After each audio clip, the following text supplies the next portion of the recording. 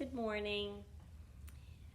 We talked last video about how you shouldn't answer the phone or the text or whatever, but we didn't talk about how you do that. How do you do that? How do you do that? I'm one that was hard pressed to learn this. I have certain friends that have been in relationships like this, and they are strong. And the minute they decided, they never, ever reached out again or responded to anything again. I am both an empath and a codependent, which we will get into those things. They are different. They're not necessarily the same. I'm both. So I am like not only candy to these people, but I find it very difficult to ignore someone who is imploring upon you that they are sad and, oh, I miss you and I love you. It's my instinct to fix people and make them feel better.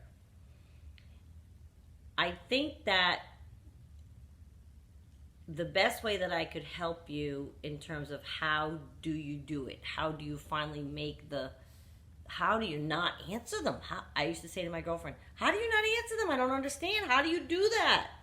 And she would say to me, Renee, there's absolutely nothing good that will come from me saying anything or having any reaction whatsoever. She knew. Some people just know, I guess. And you have to learn at some point that exact fact.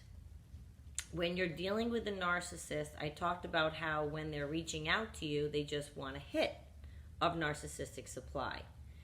The person inside of you that believes in Cinderella, if you're like me, isn't thinking that way. They're thinking, oh, but they really do miss me. Look what he said. Look what he said. He misses me, loves me. You don't understand how he was with me. You didn't know him. You didn't know the person how he was with me. I get all that. I get all that because I've had people say to me in past relationships that I've now determined were narcissists with this disorder that we've been discussing. I've had them say, I don't understand, healthy people that aren't empaths and codependents.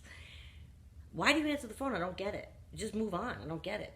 They don't get it. Somebody that was a victim of narcissistic abuse will find it nearly impossible to explain to somebody else what it involves. And the most I could come up with was, well, you don't understand how he was when he was just with me. You don't understand how the relationship was. All those things probably are true for you as well. And you're thinking that way. Oh, but when he loved me, there was no other. It was movie star love. It was what you read in literature. It was poems. It was what you read about in all of the... That may be true, but one must remember that is only their false self. And again, I'm so sad to have to tell you that. Because it's hard to learn that. It's hard to swallow it. It's really hard. Because